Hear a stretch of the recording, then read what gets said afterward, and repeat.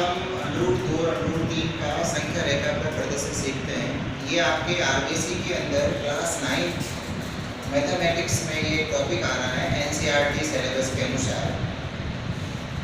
हम जानते हैं कि संख्या रेखा पर बीच में जीरो है, जीरो के दाईं ओर संख्याएं इस तरह से वृद्धि होती हैं 1 2 3 4 और जीरो के बाईं ओर संख्याओं में कमी होती जाती है -1 -2 -3। तो हमको ये पता लगाना है कि √2 यहाँ पर कहाँ पर होगा। इस लाइन के ऊपर ऐसा कौन सा पॉइंट है जहाँ पर √2 की स्थिति आएगी, और उसी प्रकार से √3 के लिए बात करूँगा मैं। तो पहले मैं √2 के लिए बात करता हूँ। तो √2 के लिए ध्यान दीजिए, हम समकोण त्रिभुज की बात करते हैं। एक समकोण त्रिभुज में आपको मालूम होगा कि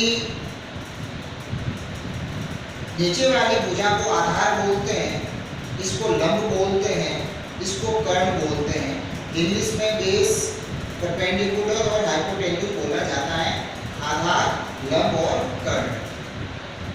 आप एक बात सुनिए कि अगर इस आधार की लंबाई 1 सेंटीमीटर हो जाए और इस लंब की लंबाई भी 1 सेंटीमीटर हो जाए,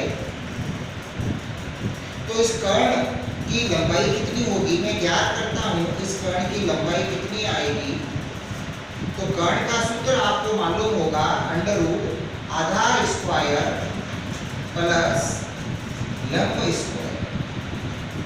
तो बच्चों ध्यान से देखो, आधार की लंबाई कितनी है 1 का स्क्वायर हो गया, लंब की लंबाई कितनी है वो भी 1 है सर, तो 1 का वर्ग 1। तो इस तरह से हमें क्या मिल गया √2, जिसका मान मुझे यहाँ पर इस पर प्राप्त करना है वो आ चुका है। तो ध्यान से देखिए अब कैसे करना है। आपको संख्या रेखा पर बीच में जीरो लगा करके स्केल से माप करके 1 सेंटीमीटर पर ये बिंदु लगाना है, जिसको मैंने यहाँ C बोला है। फिर आपको चंदे की सहायता से, इसे प्रोटेक्टर बोला जाता है चंदा, उसकी सहायता से यहाँ पर आपको 90 डिग्री का कोण बना देना है। उसके बाद प्रकार को या कंपास को 1 सेंटीमीटर का खोलना है, यहाँ पर रख करके 1 सेंटीमीटर का C से इसके ऊपर चाप काटना है, ताकि ये लंबाई 1 सेंटीमीटर आ जाए, जिसको मैंने भी पॉइंट बोल दिया। अब आप स्केल से इसको मिला दो, तो यहाँ पर ये A बोला हुआ है, तो मैं इस पॉइंट को A कह देता हूँ, जो कि आपके जीरो की स्थिति है। तो आप ध्यान से देखो, इसके अंदर ये जो लंबाई है पूरी यहाँ से लगाकर यहाँ तक, वो √2 के बराबर है, जैसा कि आप यहाँ देख रहे हो। तो ये पॉइंट को मैं यहाँ पर C कर देता हूँ और इसको मैं A कर देता हूँ, ताकि आपको इसके हिसाब से पता चले ABC। तो अब आप ध्यान दीजिए, BC की लंबाई मैंने अभी कितनी निकाली थी √2, इसका मतलब ये लंबाई √2। तो प्रकार को आपको क्या करना है, यहाँ रखना है, इतना खोलना है प्रकार को, जैसे मेरी अंगुली है, और इसको इस प्रकार से नीचे की तरफ लाना है। तो आप ध्यान से देखिए, यहाँ पर कट लग चुका है। इस प्रकार से आप जब इसको नीचे की तरफ लाओगे पेंसिल को, तो फिर आपके इस संख्या रेखा पर एक पॉइंट मिल जाएगा, जो पॉइंट किसको प्रदर्शित करेगा बच्चों, √2 को। तो √2 का मान क्या होगा, √2 का मान आप ध्यान से देखो 1 और 2 के बीच में आ रहा है, और वास्तव में √2 का मान यही होता है 1.414, 1 और 2 के बीच में ही होता है मान। तो आप ध्यान से देखिए, 1 और 2 के बीच में ही आया। तो इस तरह से हमने √2 का मान ज्ञात कर लिया। अब और देखना, अब मैं इस √3 के लिए भी बात करता हूँ, √3 का मान कैसे प्राप्त होगा। √3 के लिए आपको √2 तो प्राप्त करना ही है। वापस देखिएगा,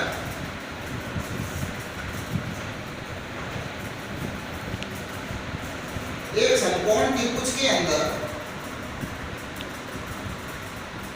अगर इस आधार की लंबाई को मैं √2 ले लेता हूँ और इस लंब की लंबाई को 1 ले लेता हूँ, 1 सेंटीमीटर, तो वापस आप ध्यान दे दें A, B और ये C हो गया। तो इस स्थिति में कर्ण की लंबाई क्या आएगी सर, तो पता करते हैं, ध्यान दीजिए। आधार, आधार कितना है √2, तो ये √2 का स्क्वायर, लंब कितना है 1, ये 1 का स्क्वायर, √2 का वर्ग 2 होता है, √ हट जाता है वर्ग करने पर, वर्गमूल का निशान हट जाता है, 2 आ गया 1 आ गया, तो हमें मिल गया √3। इसका मतलब ये हुआ कि √3 के लिए आपको ये काम तो पहले करना ही है ताकि आपको ये लंबाई मिल जाए। कौन सी लंबाई? √2 वाली। अब √2 वाली लंबाई मिलने के बाद अब ये पॉइंट जो आपको मिल रहा है, ये पॉइंट √2 को बता रहा है। अब आप देखो ध्यान से, √2 वाले पॉइंट पर ही आपको वापस 90 डिग्री का एंगल बनाना है, कोण बनाना है चंदे की सहायता से, इंग्लिश में प्रोटेक्टर कहते हैं। 90 डिग्री का कोण बना करके ये लंबाई देखो बच्चों कितनी है 1 सेंटीमीटर, तो यहाँ पर प्रकार रख करके वापस 1 सेंटीमीटर का चाप काट दो और इसको वापस आप इससे मिलाइए। तो ध्यान दीजिए, ये C से लगाकर D तक ये जो लंबाई आ गई है, इस बार ये बिंदु B नहीं है हमारे पास में, ये बिंदु D बन चुका है। तो ये CD की लंबाई, ध्यान से देखो, ये CD की लंबाई किसके बराबर थी? √3 के बराबर थी इसके अनुसार, तो ये √3 ही है।